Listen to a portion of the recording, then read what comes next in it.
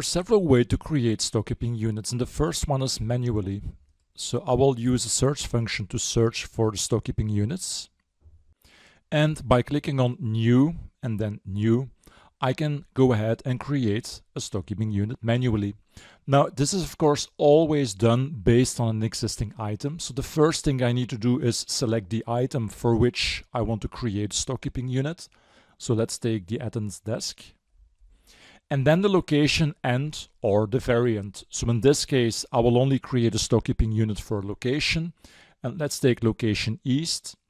And there you go. So my stockkeeping unit is ready, and I can now start configuring the stockkeeping unit for the attendance desk location East.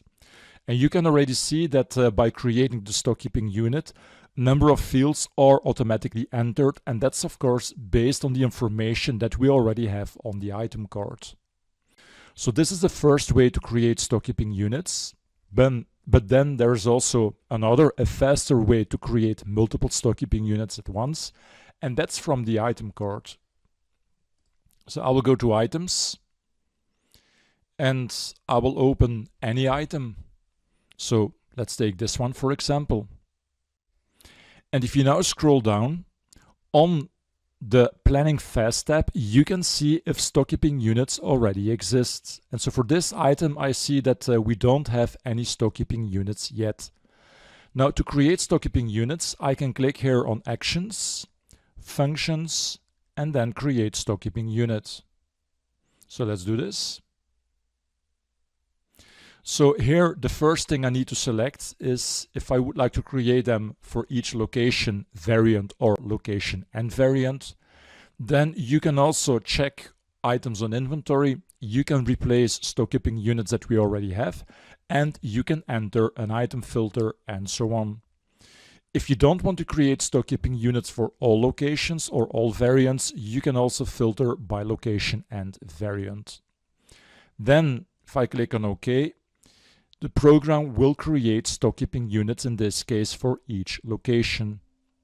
So now by clicking on Yes, I can see that I have stockkeeping units for each location, so for East, Main and West.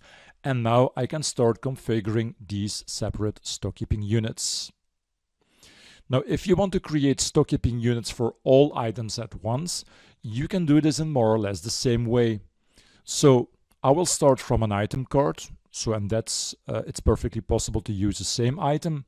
I will click on Actions, Functions, Create Stockkeeping Unit. So let's replace the one that we already have for this example. And now, and that's very important, I'll remove the item number filter.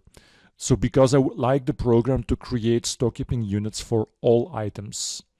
So by clearing the filter, as you can see here, and then by pressing OK, the program has created stockkeeping units for all items. So let's check the result. So this is my item list, but let's open the stockkeeping unit list. There we go. And now you can see the list of all stockkeeping units. And so you can of course see that each item appears multiple times. And so we have a stockkeeping unit per location. So here you can see all the stockkeeping units for location East, then location Main, location West, and so on. So now that my stockkeeping units are created, we can have a look at how to configure them in the following unit.